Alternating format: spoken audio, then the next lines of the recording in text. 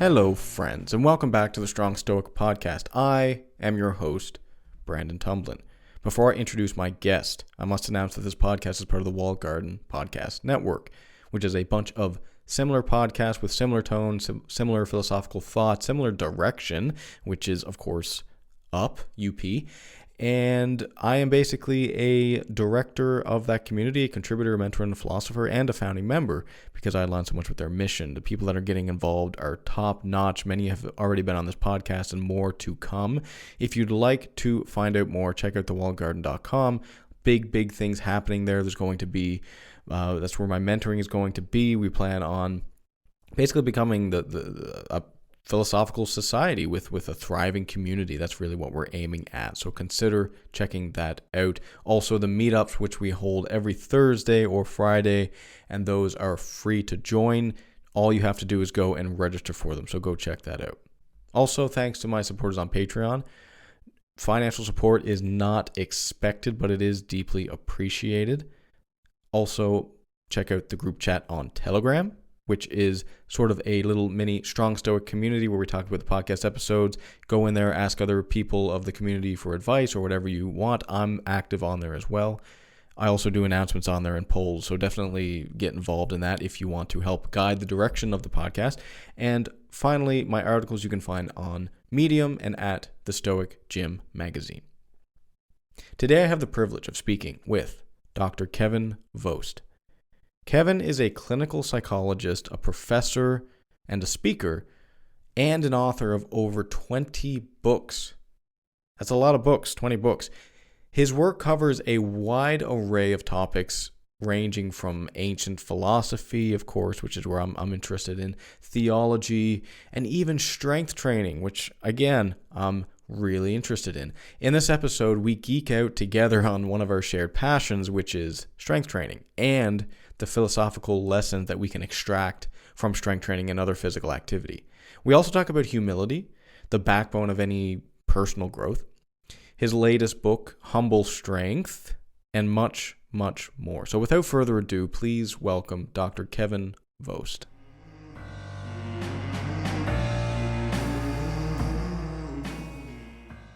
Yeah, just excited to talk to you about really, I guess, strength and humility. I'd like to kind of center it around strength because I think we share some mutual interests there. And I guess let me start by saying that I owe, as I often do, Josh, our mutual friend Josh Bertolotti, a thanks for suggesting you. And he told me the title of your latest book, or I'm not sure if it's out yet, but I know I have a PDF of it, but it's Humble Strength, The Eye-Opening Benefits of Humility.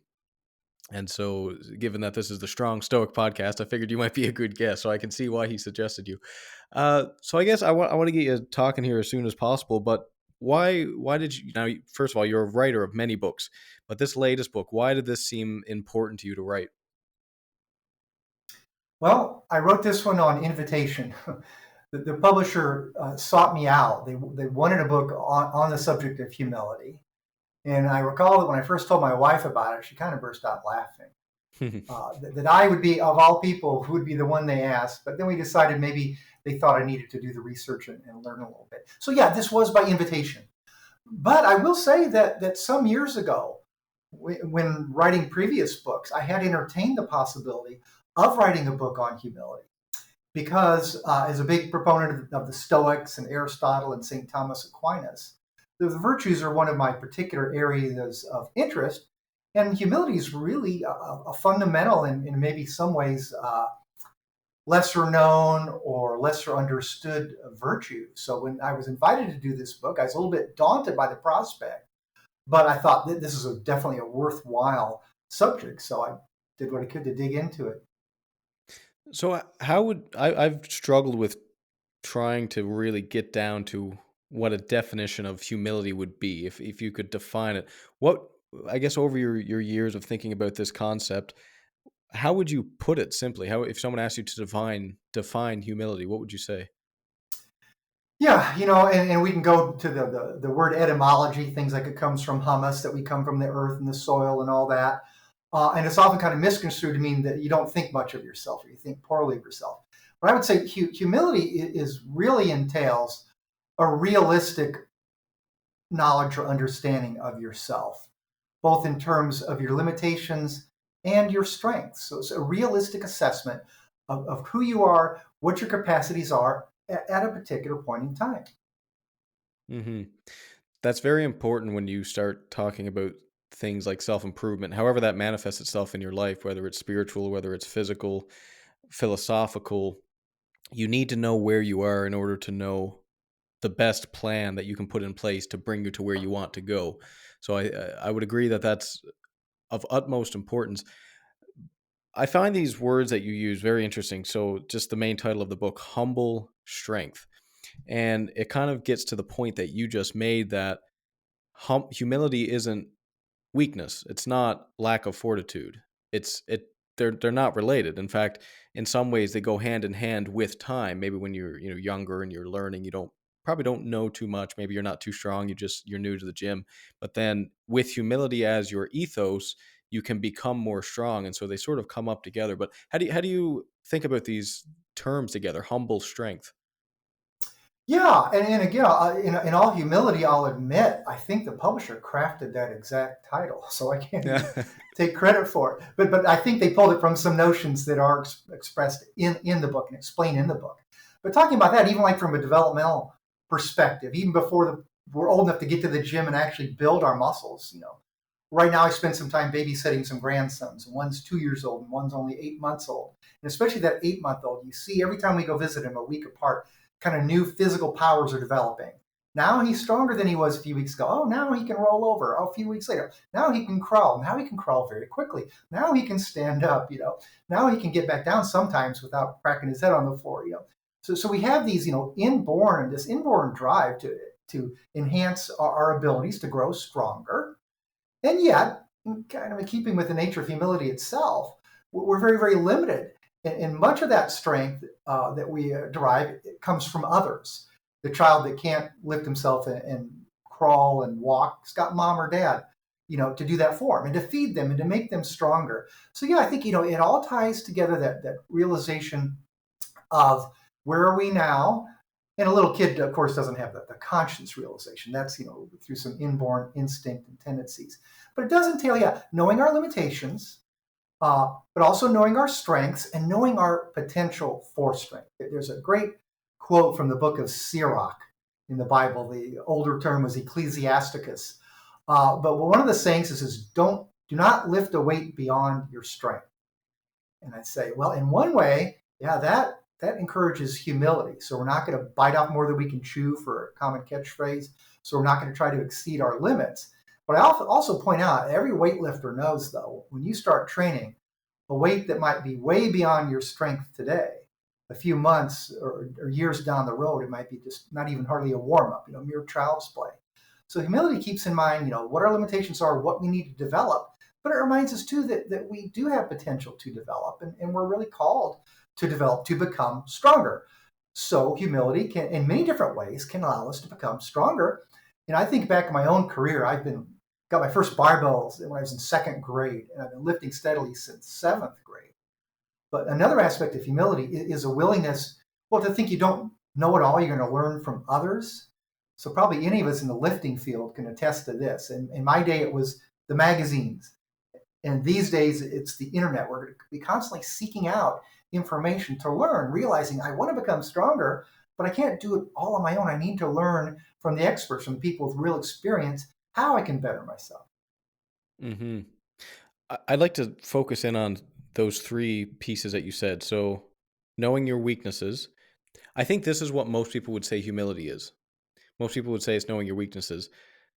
But I would agree, it's also knowing your strengths. I had an athlete, competitive athlete, tell me once that he got in trouble once because he was at a gymnastics event and there was some crazy stuff going on. And he's into gymnastics a little bit. And he said, I think I could do this event in, I don't know, 5 minutes or whatever. And it was a good number.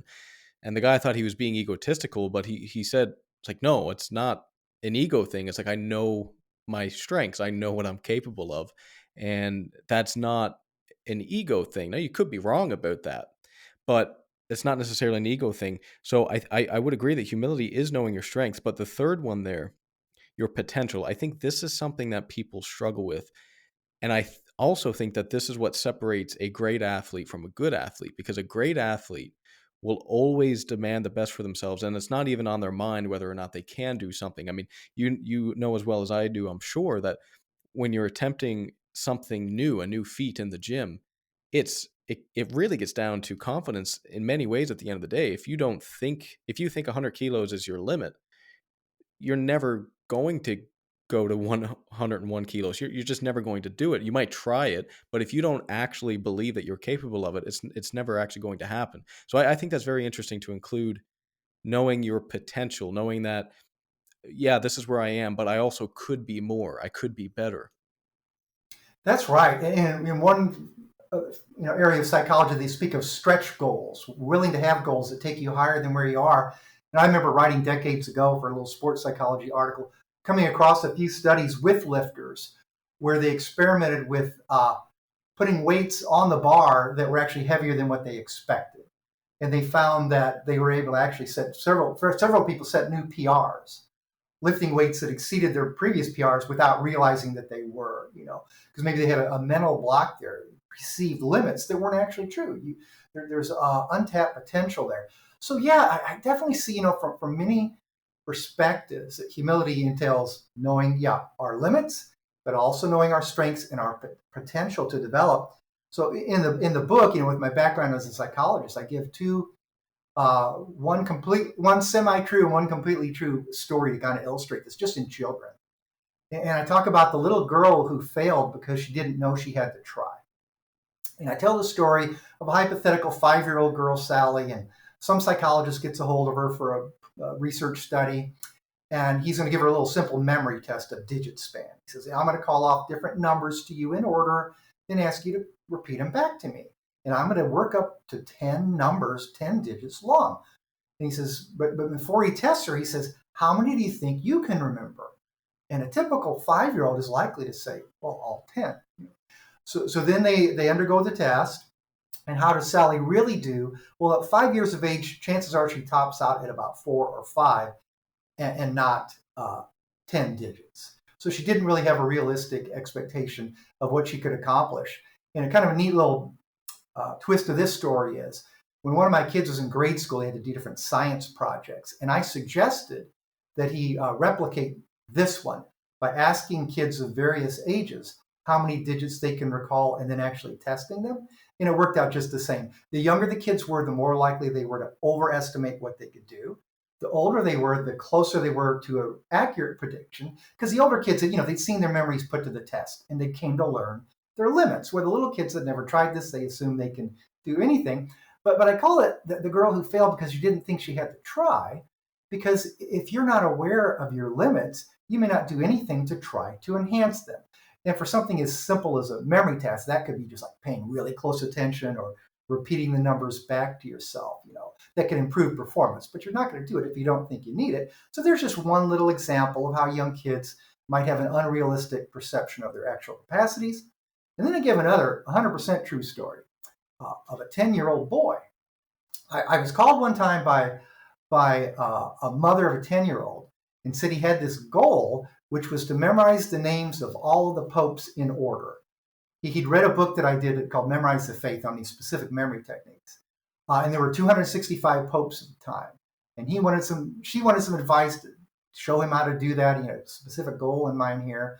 So my first thought was, well, peak memory capacities usually don't come in by age 10. It's usually at least 12 or so till you get your natural limits there. But I told her, if this is a goal, sure, he can try it, but he shouldn't put too much pressure on himself or be too upset if he finds it's beyond him, because I didn't know if it was beyond him or not. Well, the story is, a few months later, I get a phone call. A little boy gets on the phone and says, Dr. Vost, I did it. He named all the popes. And it was during a mass. The priest set things up. This priest had memorized the names of all the U.S. presidents, and he called them off. And he's making a point, well, the communion service we're going through has been around a lot longer than the U.S., about 10 times as long. And we don't have, 45 or 6 or, popes. We have 265. And then he says, so you ain't seen nothing yet. And he calls this boy, John Paul, up. And then he faces the altar away from the audience. His dad is holding this little chart with all the popes' pictures behind him. And he rattles off all 265. And some of these guys have weird names like Zosimas and Eleutherius. And even the guys with common names like John, you'd have to know 23 of them exactly where they fall. So anyway, he did it. So it's an example where, he wasn't being prideful and he didn't have a lack of humility, setting a goal like this for himself and then working for it and then actually achieving it. Now, I always like to tell too, I found out later, he had a bit of a financial incentive because that priest that memorized all the presidents used to be a high school teacher. And he told the kids when he came to the parish that he had a $100 gift to any student who could ever memorize all the popes in order, and nobody ever did it until this 10-year-old John Paul came along. So we did get some kind of monetary benefit. But just, in that way, just in terms of our mental abilities, just a clear example of, humility it's not overestimating what you can do, but it's not saying I can't do it before you know that maybe you can do it, even if it's something very objectively difficult and challenging. Mm-hmm. Yeah, that's very interesting. I've also heard some tricks that people use to sort of, as you mentioned earlier, like kind of confuse the mind so that you don't overthink things. I've heard tricks of like putting bags over the barbell so that the athlete can't see how much weight's on there. And so the athlete will go away and they'll lift the weight and then, or they'll add weight and they'll put the bags over it. So they don't have no idea what number they're lifting. And then when they come back, of course, they have no idea. And a lot of times they actually will, as you said, do better than they expected or than they think. And it's almost like you have these psychological numbers. And it's another thing in the gym as well that you have these numbers such as like 100 pounds, 200 pounds, 300 pounds, or if you're training in pounds, it would be like 135, 225, 315. That's one plate, two plate, three plates. These sort of Mm-hmm. psychological numbers as well, where people struggle with. It's almost like there's, pun intended, there's a bar where once you get to that level, it's almost like there's something that's telling you can't get there. And it's very interesting to see people do, like, for example, 295 pounds, but then struggle with 300 pounds for months and months and months and months. And it's almost like there's these roadblocks, I think, in development. And I never knew that with children. That's interesting that, and I never thought about that how you perceive yourself, or I guess your level of humility, or what that really means to you, it does develop as you get older and as you improve. Probably because you do become more self-aware and you start to know what your actual capabilities are. I'd be interested to bounce this quote from Tony Robbins, who I'm not a huge fan of, but I do listen to him sometimes. And he said that people tend to make sure I get this right. People tend to underestimate what they can do in 10 years, but they overestimate what they can do in a year. So what he means is, generally speaking, people will say, okay, well, in 1 year, I'm going to have this, I'm going to do that, and I'm going to do this. But then they have no idea what they're capable of 10 years down the road, which is, of course, you have more time. You have the cumulative effect of your efforts. And, you know, you can have an idea of where you're going to be in 1 year, but people they tend to underestimate what they can do in 10 years. I don't know. What do you think about that? Yeah, I think that's great. I'm just thinking for Tony Robbins, I think there's one little commonality there. I know that one of my gurus in weightlifting from ages ago was Mike Menser, this very top-notch bodybuilder who talked about this high-intensity brief training system that I use a lot of. And I remember that at one point, I believe he personally coached Robbins for a time there. But his quote, I see this. I hadn't heard it before, but I do see the sense of it. So we're overestimating what we can do in a short time frame, but yet underestimating what we can do in a long time frame. And I think that's so right. And I think even just applying it back to the world of strength and fitness, that might be the reason many people will start a program and then quit. I'm going to go to the gym and I'm going to get big and strong, or I'm going to trim down and get really slim, and I'm going to lose so much weight in so many days. And hey, I'm not quite there yet. Forget it. So they're going to stop. But if they would realize this slow, steady progression might build up beyond their dreams over a longer period of time.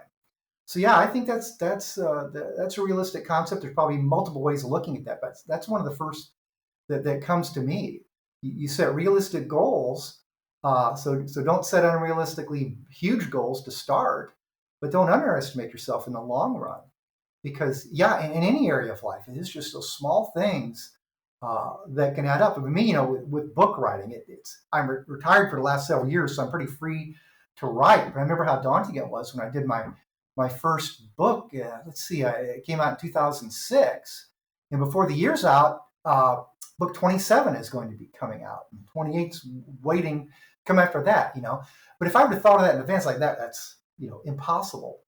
But with time, those little things add up, and in every area of our life. So yeah, it's good. So humility, yeah. So one aspect of humility would be embracing, right, your limits, your potentials, and that could be your short-term potentials and your very long-term potentials as well. Now, what do you think drives that? Like, why do you think that's true? I'm just kind of curious because obviously there's something about just there's more time. There's more time, but it's also not a linear thing. You tend to get like a cumulative effect as well, right? As 1% better a day leaves you somewhere that you could never imagine in a year and 10 years. But like, what do you think is driving that idea that we tend to do that? Overestimate what we can do in a year, but underestimate what we can do in 10 years. Is it like you become more efficient, which you haven't accounted for? Or, I don't know. What's the driving force there, or some of the driving forces? Yeah, well, that's a great question. It made me think about this. My first thoughts now go to intellectual realm instead of the physical realm. So there's the old saying, the rich get richer and the poor get poorer. And I like to think in terms of our knowledge base, how much we're willing to learn. It's kind of like, the knowledgeable get more knowledgeable. There is that cumulative effect. If you try to increase your knowledge in a variety of areas or in important areas, the more you know, the more new material you encounter, you can make a connection. So, and if I wouldn't have read that book, I wouldn't have seen what they were talking about in this book. Now I can integrate these and it sets me up for a new insight. So I do think there is that cumulative long-term effect, at least in the intellectual world. When you strive to know more and more about a subject, your connections become progressively richer and richer. So that also, well, kind of like with habit formation in general, new habits, new things you're trying to accomplish, you train yourself to do, you have to be very, very focused at first and very disciplined. And it might be hard. You might be tempted to do something else. But the more and more you practice, the better you become and the easier it becomes to exercise that habit. And virtues, another way of looking at virtues as good habits. So yes, I think in some ways they are self-reinforcing. The longer the time goes on, the easier it becomes kind of to move yet further. That was interesting because it rang for me actually. If we're going to bring it right down to the neuroscience, but the corpus callosum, which is basically the connection between the left and right hemispheres of your brain, and so people who have basically for lack of a better word, a more dense corpus callosum, which you can develop over time, they tend to be able to be more creative and be able to think better because you have more. You have basically more roads between the left and right hemispheres. And you can develop that over time through music. Actually, if you play music, because you're doing multiple things at the same time, you're singing, you're fingering the chords, you're moving, and so on. And what that does is that strengthens that corpus callosum, and that allows you to make connections more rapidly. So I never really thought about that, but that's absolutely true. And I know, as you use the example of reading, as an avid reader myself, I noticed that a lot, is that you start to notice even names, individuals, concepts, ideas, like these things, you start to see more connections. It's not that you find more division, but actually more connections with time. Yeah, that's great. And that reminds me, you have a few things too, like the memory techniques I specialize in. People probably come across like memory palaces, that kind of thing. And yeah, it focuses on both like verbal puns and visual images. And for the vast majority of the people, the left hemisphere on this side of the corpus callosum is dominant for language, and the right hemisphere for most people is dominant for visual imagery. And for ideal peak performance, we're going to have them both working together, strengthening both, so they reinforce each other. And I'll make it brief, but sometimes I tell the story of one of the most fascinating patients I ever worked with at a neuropsych lab, who had almost a complete disconnect in that his verbal memory was almost shot. One test we do, we give people a list of 15 words. I'm going to read these 15 words to you. And when I'm finished, I want you to repeat them to me. And then I would say dog, house, chair, and so on. And we repeat them and say, okay, can you give them back? And then, people, you record how many they give you back. Then we'd repeat this 8 times. Now, the average person can recall about 7 or so words, but some people do a few more, a few less. But as you repeat that 8 times, there's more of a learning curve. People get more and more. Well, this one particular man, he could never get past 9 words, even though when I tested him, his IQ was 125, which is the top 5% of the nation. It used to be said to be about the average for MDs or PhDs. So he's a very bright man, even at this time, but he can never work past 9 words. And most people would get up to 13, 14, or even all 15 words after 8 tries. Well, then we would do the test about a half an hour later and say, hey, you remember those words we went over all those times? Can you give those back to me? Now, and most people will give you almost all of them because they practice so many times. They might lose a word or two. But this guy could give actually 0, no words at all back. And why that was the case. And his visual memory was normal, in fact, above normal. It was like his IQ was very, very powerful for images, shapes, colors. We did specialized tests for that, and he did great, designs and so on. Well, here's the story of this guy. He had a seizure disorder, epilepsy, that was so uncontrollable with medicines that they did this special surgery on the temporal lobe, on the hippocampus structure in the left side of his brain. And that is integral for the verbal memory, language capacities. And they actually took a big chunk of that out, so he was severely impaired there. But he had a very, very powerful visual memory that did nothing to the right side of his brain, which is already really powerful. He's a very bright man. So anyway, we used these visual imagery techniques with him and found out that they can make a huge difference. He could work up to 11 words after only 3 trials because he didn't want to do the rest, instead of 9 after 8. And then half an hour later, rather than giving 0 of 9 words, he was able to give 9 of 11 by using this half of the brain. But anyway, I don't want to go too far off, but you mentioned, I mean, that reality of the sides of the brain. I'm not sure if you heard of this. There's a test called the WADA test or the sodium amytal test, where they can actually, it's a neuropsychologist working with an anesthesiologist. The person lies down on a bed with their arms up. An anesthesiologist runs a stent through the groin up into the carotid artery. And they can let loose this sodium amytal, the truth serum or whatever, and kind of briefly, selectively shut off one half of the hemisphere of the brain at a time. It just goes to one half each time, based on where they're putting it up, through the neck on the inside. So anyway, okay, so they're going to shut down the left hemisphere of the brain. How do you know that's happened? The right arm drops. Because for all of us, the left side of our brain motor strip controls the right side and vice versa. So once that's done, we know the left side is temporarily numb. The neuropsychologist comes in and does a bunch of memory and language and tests and stuff. And then they repeat it, and they can shut down the other side. It's a very, very fascinating thing. So yeah, there's realities there in the left and the right hemispheres. And the more they can communicate, the higher functioning we're going to be. So yeah, as you're saying, ideally we want to do things that will bring out the potential in both sides through language, trying to increase our vocabulary, maybe possibly studying a foreign language, or at least trying to grow in our vocabulary within our own language. And on that other side, yeah, things like music, design, art can enhance that as well. And the ideal situations you're talking about, we get that corpus callosum now better able to integrate to both sides. So yeah, fascinating stuff where some of this, even the old-fashioned talk about virtues and the new neuroscience kind of match up, point in the same direction. Yes, yes. And this really emphasizes for me, I think we spoke about it the last time we spoke, but one of the biggest lessons I've learned in strength training, in my time strength training, is that you might think that the best thing to get the squat strong is to squat all the time, every day. Or even, let's say, the best way to get strong is to only do strength exercises. You might think that. That's called specialization. But it's actually not true. You actually have to be an athlete before you're a strength athlete. So what you need is a broad base of general athleticness, basically, which they often would say GPP, general physical preparedness, which is basically like you should be able to run a little bit. You should be able to walk upstairs. You should be able to squat. You should be strong as well. You should be somewhat flexible. There's this basic foundation of what it means to be an athlete. And only once you have that established are you a strength athlete. So there's a hierarchy of identity, and for a strength athlete, you have to be an athlete first. And so it's not the case that for you to be the best strength athlete you can be, that you only do strength exercises. There's a whole other plethora of things that go into that, such as mobility work, such as making sure your aerobics are up to date. And there is absolutely something to be said about specialization. because obviously there's a difference between an endurance runner and a bodybuilder.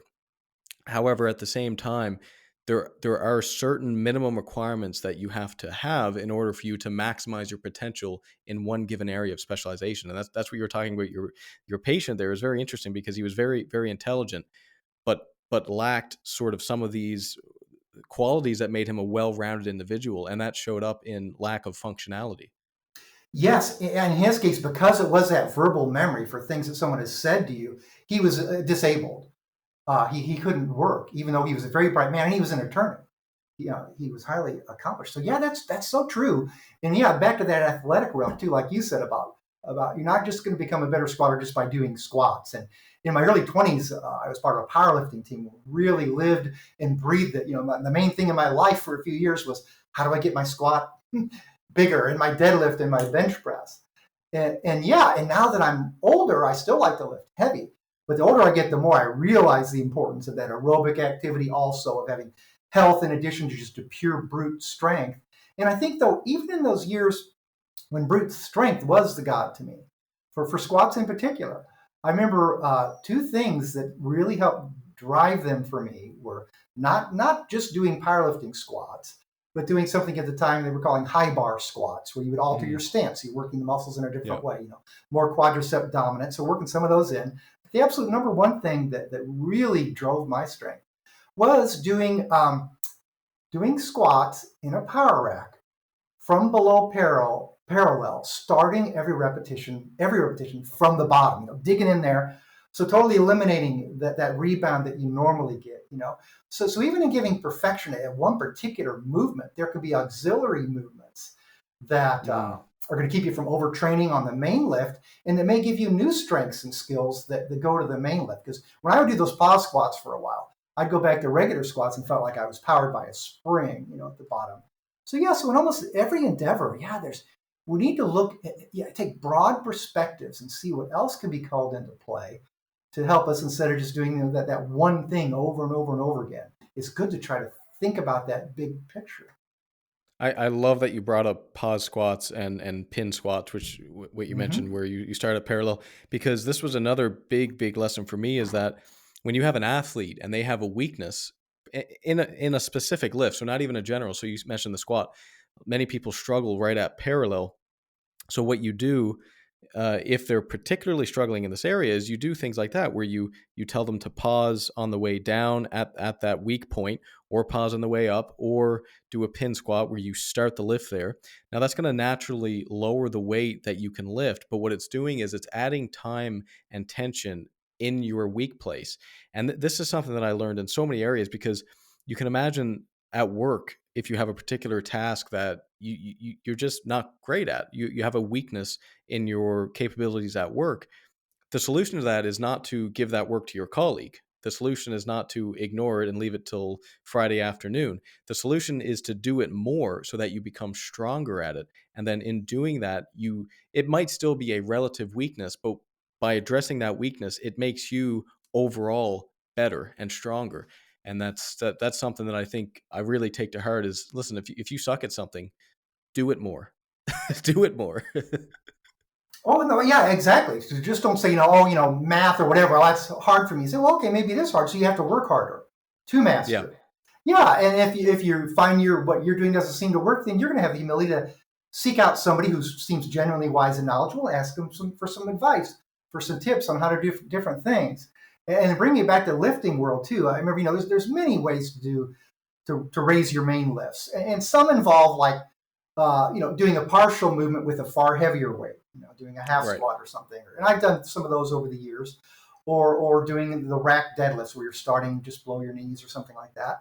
And I've done some of that, but especially as I've gotten older, I've found, like, for example, for deadlifts, I get definitely the most bang for my buck, not by using heavier weight for partial movements, but by using lighter weight on more difficult motions, which would be like a straight leg deadlift or a snatch grip deadlift, so working those in the rotation with regular deadlifts. But I found a few years ago when I tried to rebuild my strength for kind of a last hurrah, I definitely got the most bang for my buck doing some exercises that were somewhat lighter, but were in themselves greater range of motion or more difficult. Yeah, yeah, absolutely. And I find I do uh, the lightest exercise I do is what would you even call this? Single leg Romanian deadlifts. Mm. And it's like I could barely use any weight on that. But what it does is if I do it once a week is it stops me from becoming imbalanced. And that in turn makes me a better athlete and a better strength athlete. And again, you might look at it, okay, well, I'm only doing I don't know what I do. I think normally 70 kilos or so. So okay, that's like nothing compared to what you can deadlift or what you can squat, but that's not the point. The point is what's holding you back in your potential? What's holding you back in your development and success? And if it is something like an imbalance, if it is something like a particular weakness, it's not always the case that, basically whatever exercise is going to make that weakness stronger is going to make you overall stronger. So I love that, man. That's awesome.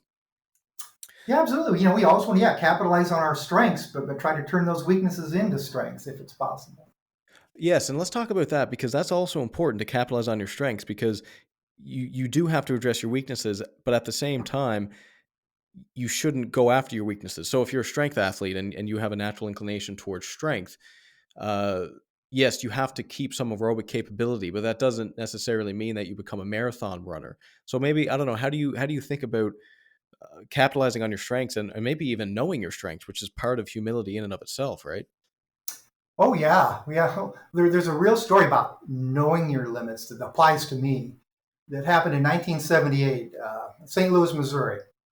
That bodybuilder I mentioned, Mike Menser, he had just won the Mr. Universe contest down in Mexico. First perfect score ever. And he's the hottest thing on the scene. He's expected to take over from Arnold Schwarzenegger.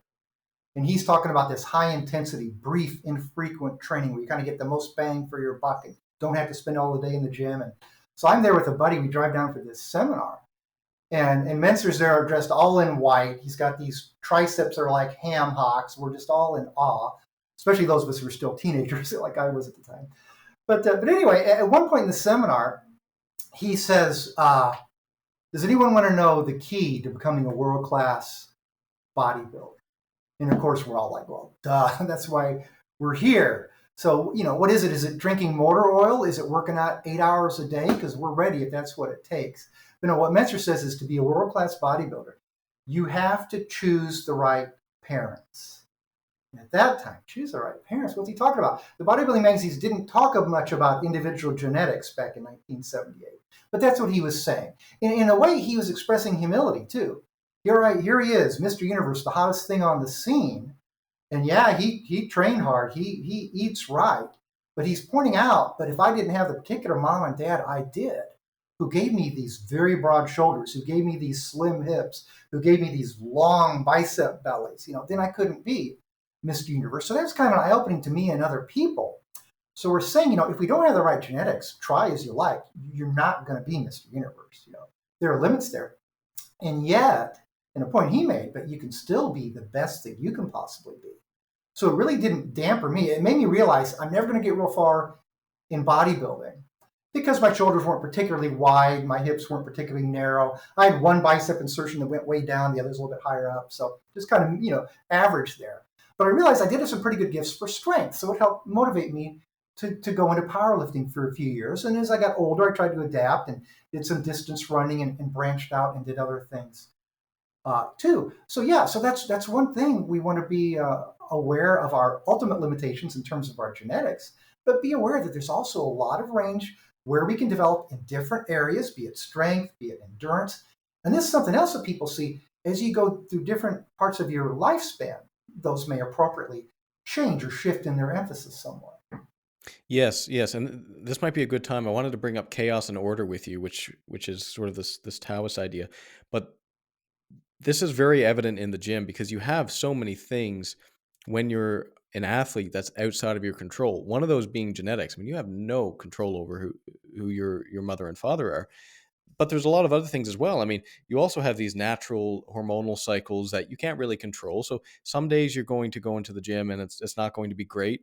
And it might just be your natural hormonal rhythms, the natural way that your body sort of what would you say navigates itself. But I mean, there's so many other things. If you can imagine what if the gym closes down one day, or what if what if what if your child wakes up with a sickness in the middle of the night and then you can't train well the next day? Like, there's all these external factors in a training regime that you just have no control over.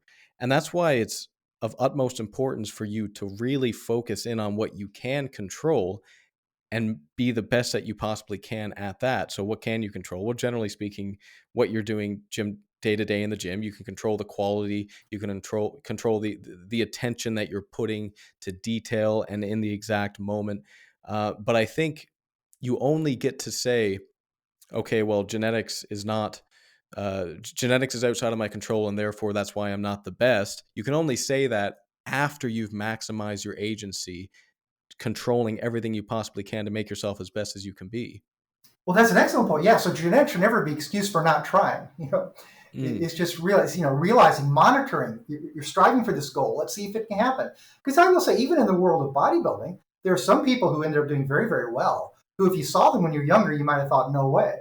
You may not have realized that an inherent potential there. That though they look small and scrawny, they actually do have long muscle bellies. They really can fill them up. So yeah, we never want to use this as an excuse for not trying to see what we actually can do. And for some of us, it will surprise us. Maybe if not in our first desired area, then later on in other desired areas. And you called something else to mind when you said about all the different things outside of our control that can impact a workout. Because for about 25 years, I worked out with a training partner, a good friend of mine, until he retired and moved down to Florida. So we just send training clips to each other now once in a while. But we used to always joke that there was only one way we could predict if we're going to have a good workout. Because, we would go in there some nights, I ate a big steak last night, I'm well rested, I'm psyched up, and like, oh, how come everything feels so heavy? Other days, I didn't get any sleep, and the kids have me up doing this and that. And then you go in there and have a pretty good workout. But we used to always joke that the only thing we could predict was if we'd had a haircut. And I think we were appealing to our own vanity because we said, oh, that makes us look like we're thicker and broader now. But it was a joke, But yeah, there's all those things that you can't control. Or another thing's like circadian rhythms. Yes. And, people are early risers or late risers. I've been retired for 6 years and I still get up by 4 a.m. But, my dad was the same way. And partly because of that, now that I'm not working, I've adapted myself to early morning training. And it feels great. And different people are going to have different cycles that they may or may not be able to fit into their training routine. But even when I was younger and had to work out after work, I was still able to make great gains. But now that I'm older and can change the time, I had that flexibility. I kind of adapt it more to my own rhythms. Mm-hmm. Yeah, that's definitely, and that really gets down to one of the main tenets in Stoicism, which is live according to your personal nature, right? And that's really what that is. It's like, what are your strengths? What are your genetics? What are your circadian rhythms? What is all that? And how can you best use that knowledge to make you the best that you can possibly be? And, the other thing too, I like how you mentioned that some people, you never think they're going to be anything right in the gym, and then they come in and they just seem to blow everyone away. That really gets down to this genetic component. You see latecomers to the sport and they just blow the competition away. What do you think that is? It's genetics predominantly. But there's also this thing that a lot of outsiders struggle with, and that's if you look at a weightlift, like an Olympic weightlifter, and if you look at a bodybuilder, most people would say predominantly that the bodybuilder is stronger. And I'm not crapping on any of these sports. I have appreciation for both. But it's funny, if you look at a lot of Olympic weightlifters, what you see is that they don't look that strong, but they're the most powerful athletes. They're the most powerful strength athletes. And I mean that technically. I mean speed and strength. Oh, yeah. Right? But it just goes to show that appearance doesn't necessarily align with reality, and you have to be careful when you're making these judgments on other people. Yeah, that's true. In one of my favorite interests now, when I was active in lifting, it wasn't really local yet, so I didn't actually compete in it. But I love strongman, just as a spectator. And there are very few strongmen who could win a bodybuilding competition. There's been a few exceptions. Years ago, the Polish Mariusz Pudzianowski won World's Strongest Man 5 times, and he looked like he was ready to get up on the stage. But he stood out because the other athletes weren't built like that. And it's the same with the Olympic lifters. And occasionally, some Olympic lifters have gone into strongman and done very, very well. Because they do have that genuine power, meaning not only can they lift a huge weight, they can generate the force and lift weights very quickly, generate that power, strength or force over time. Yes. Yeah, so we have to look at that. Yeah, sometimes you'd be very deceived. Even in powerlifting, I remember, we would go to some contests and there'd be some guys with no neck and just lumps everywhere. And then you'd have a person who looks like almost like a guy off the street, and they beat him because they have this unusual leverages and unusual genetic capacity to use a greater number of your muscle fibers at once without the muscles kind of automatically shutting you down. So yeah, we always have to be careful in judging other people by their appearances, or even ourselves, trying to, again, we don't want to underestimate or overestimate our own potentials. Hmm. Now, I have to ask because you're quite knowledgeable about many different sports, and you've jumped around quite a bit in your career. So you've done a bit of powerlifting, and I think you were interested in strongman. You did a bit of bodybuilding. Do I remember correctly that you messed around with Olympic weightlifting as well?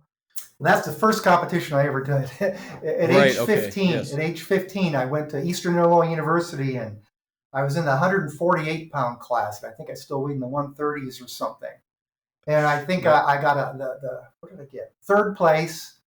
I remember, I think I clean and jerk like 165 or 170. And I can't even Nice. say what I snatched. It was under 135, if I remember right.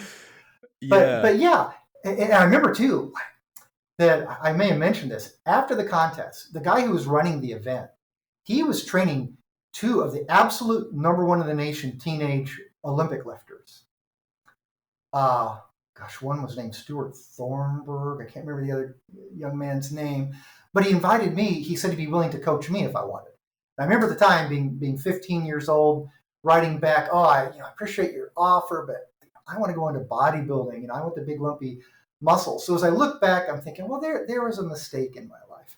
I Yeah. probably should have taken that professional Olympic coach's advice and gone under his wing just to see what I can do, because bodybuilding you can do anytime. There's 80-year-old Yeah. bodybuilders, and then maybe there's some 80-year-old Olympic lifters. I'm not sure, but it would be harder I to don't know. master it at that age anyway. Yeah, Olympic weightlifting is kind of a young man sport. It's rough, man. It's rough. I mean, it's rough on the knees, it's rough on the shoulders, the wrists, and yeah, I mean, yeah, it's a very unforgiving sport. But that's pretty cool that you had the option of that at least you got offered. That's pretty interesting. But I'm curious though, like, because a lot of people get caught up in this decision where they'll go into a particular sport for some time and they start to see some success. And then what ends up happening is normally you end up getting probably a little bored with it, because once you start to become good at something, one of the things that nobody tells you is you actually start to become a little bored with it, right? And I experienced this with powerlifting. Once I reached a certain level, I was like, okay, I got to try something else. So I went on to weightlifting. But it's an interesting dilemma, because if I would have kept pushing in powerlifting, I would have been a much better powerlifter than I am a weightlifter right now. But maybe I wouldn't be as happy, maybe this, maybe that, whatever. But as someone who, I guess, switched around, like, how did you make that decision to jump? Was it fueled by interest? Did you prioritize maybe happiness over, I don't know, like becoming a little bit more successful in one sport? Like, how did you think about this? Yeah, and I will say, okay, so I'm in this Olympic lifting contest in 1976, and at this period of time in the United States, Olympic lifting is shrinking. The Yeah. Soviets have been dominating in the other countries, for a long time. So there wasn't a whole lot of American interest, and powerlifting was still kind of booming, kind of growing then. So I was just around people, around friends that were interested in powerlifting, and we all did it even for Olympic lifting. We squatted and we bench pressed and we did some deadlifts. So it was kind of a natural move to go into there. And I think another reason that powerlifting was so popular was because you don't have that skill component. I mean, there's skills Hmm. involved. I'm not saying there's Yeah. no skills involved, but not to the extent that there is in doing a snatch or a clean and jerk. So it was easier to get into the sport of powerlifting. So that's the main reason I did it. But I will say that I'm not sure when, maybe you would know approximately when it happened, but I know that CrossFit had a big influence in putting Yeah. the Olympic moves back on the map. I mean, I probably went Absolutely. decades where I never saw anybody do a snatch or a clean and jerk in the gym, and then all of a sudden, a lot of people are doing it. So I know that the interest came back, but for me, it was mainly because Olympic lifting just wasn't big around where I lived. Powerlifting was very popular. Then I went to work at a gym as an instructor, and that's another thing that's changed. This was the late '70s, early '80s. So I was an instructor at what was first pretty hardcore lifting gym. And as an instructor, I wrote people's routines, I spotted, you know, but I cleaned the toilets and I signed up the members and I locked the doors. So at that time, we were kind of jack of all trades. And it was actually even before the personal trainer was even known here where I am in Central Illinois. To kind of give some history of the way things change over time. But again, as I went through college, I worked as an instructor part-time. So I was just immersed in it. Had a lot of good buddies. We formed a powerlifting team. So there was a very strong social element to the reason that I focused on powerlifting for some years. Mm-hmm. Interesting. Yeah, for sure. It is fun to kind of switch and try something new too. And Oh even if yeah. you do it temporarily, I mean, I know some very high level athletes that have switched sports temporarily and they go back and they have a new love and appreciation for the sport.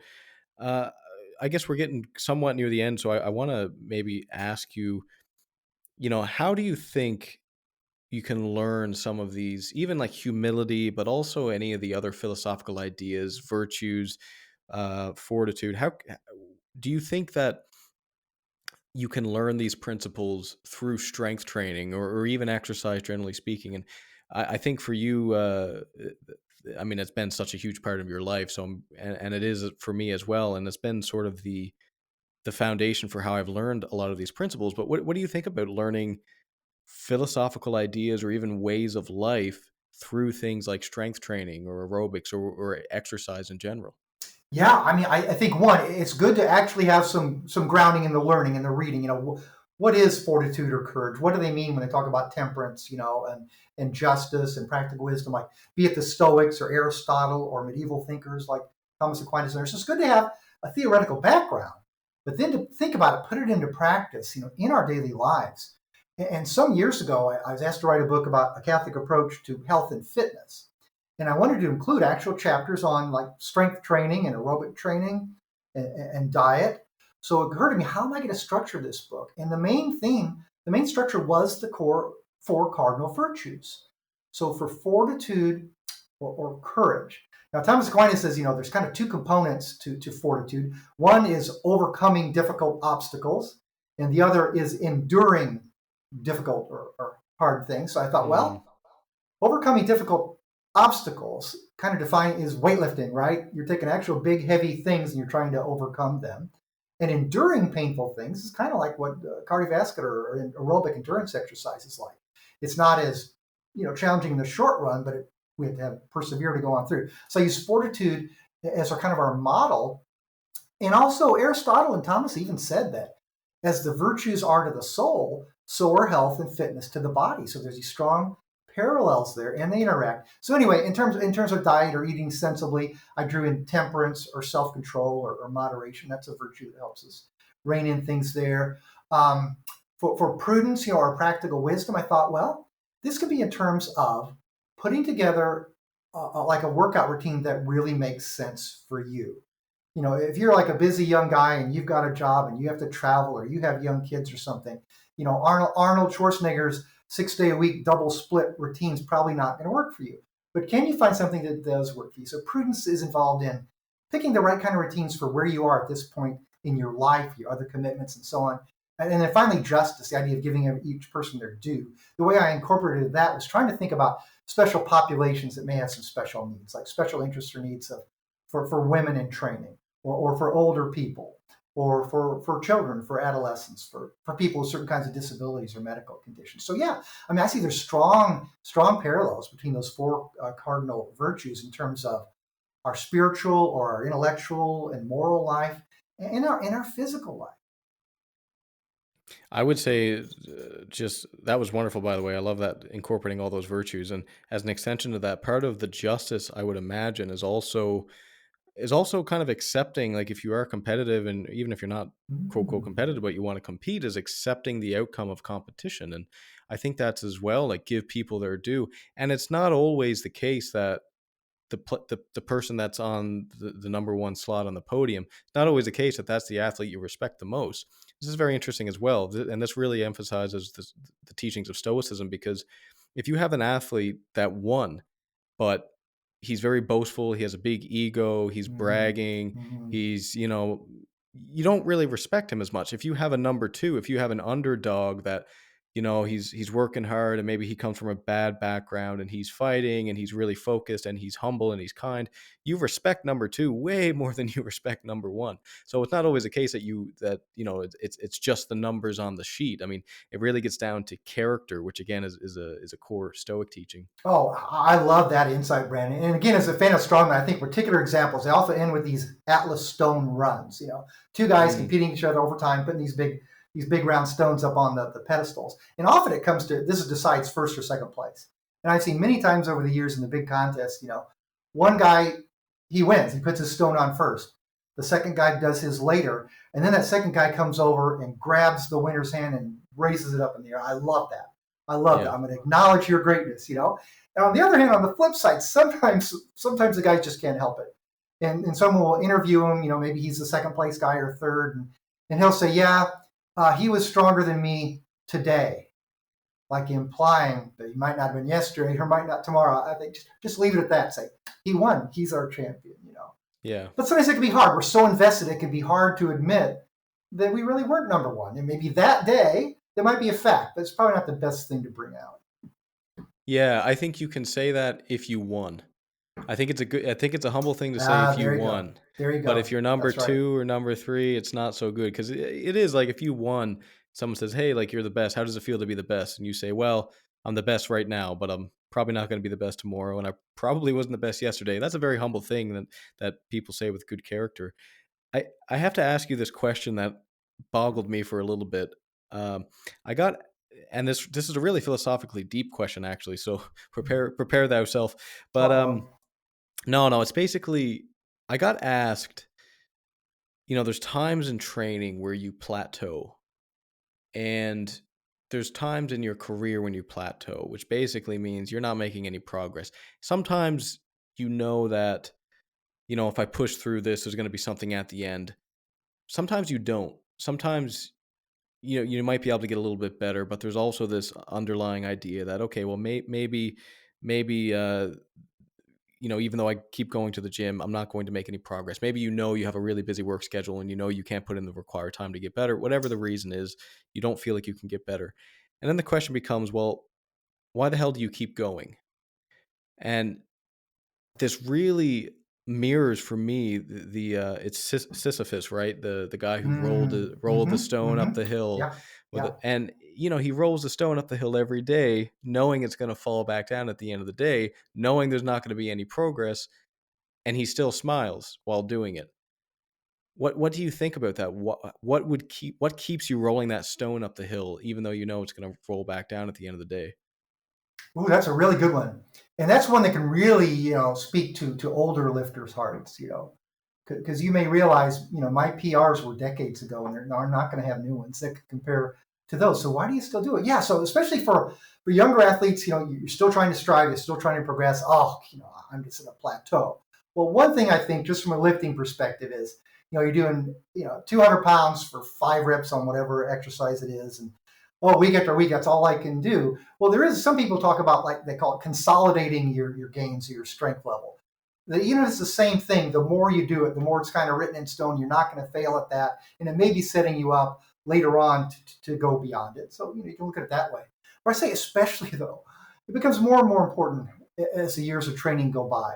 And I think of this myself, that the actual strength training we do or the cardiovascular training we do, even if it's not going to produce significant measurable strength gains, because you can't keep getting stronger all your life and lift houses and buses and things. There's limits for everybody. But just the fact that you're doing it, like for me now, I lift 3 days a week and do cardio the other 3 days. And I can't match what I did when I was in my 20s, but I always try to make small gains. But just the fact of doing it, you are tapping out the glycogen store in your muscles. So you're lowering the blood sugar that can lead so many older people to prediabetes and diabetes. So there are tremendous benefits to your health and fitness, even if you're not progressing, even if your workout book doesn't have new stars, you don't have PRs, especially as you get older. the fact that you are still doing it, that you're still testing yourself, can have very positive effects on your physical health and also on your mental health, because there's more and more research in recent years showing how different brain chemicals and hormones and testosterone, growth hormone, and all that, are impacted by exercise. So I'd say, yeah, even though you may not be setting new PRs, you're still doing something good for yourself if you're getting there in the gym and working out really hard. Yeah, I love that. So basically, if I could sum up the point there, it would be you might not get better if you do it, but if you don't, you're just going to make everything much, much worse for yourself. Well, I think that's true. Yeah. Very interesting. No, I love that. Last question here. What gives you meaning in your life? Ooh, that is a good one. Yeah, in a way, I speak here, as a amateur, as a professional psychologist, as an amateur philosopher and theologian, and as a Christian. So I'd say, in a sense, the ultimate sense, it's God that gives me meaning. The idea that God created us, like in humility, we're from the earth, but He also loves us. He gave us these abilities that no other species on earth has. That we have intellectual capacities, that we have a will. So the meaning is to show gratitude by making the most of it. As Jesus said, what are we supposed to do? Ultimately, love God with all you are and your neighbor as yourself. So there's kind of three dimensions there. You're looking up loving God. You're also loving your neighbor, but you're loving your neighbor as yourself. And St. Thomas Aquinas says that even means you love your body, because yourself is an ensouled body. You are both. So anyway, in the kind of the broadest sense, what gives me meaning is trying to think about that and live that out, showing gratitude to God by taking proper care of myself, hopefully making me better able to help care for others. That's a great answer. Thank you, Kevin, so much for talking with me. I'd like to open it up to you to invite people to find your books. Where can people find you if they want to learn more about you? Sure. My website, it's a little out of date. It's just drvost.com, drvost.com. So I don't sell books there, and you won't find them all there. But there is a comment box on the bottom. If a person has a question or comment for me, they can use that, and I'll respond to that. Now, for all my current books, though, you can go on some of the major online sellers like Amazon. And if you go to my authors page, you're gonna see all of them there. Perfect. Thanks again so much. I appreciate the conversation. Love talking strength with you. And until next time. Yeah, absolutely. I really enjoyed it, Brandon. Thank you so much for having me today. Cheers.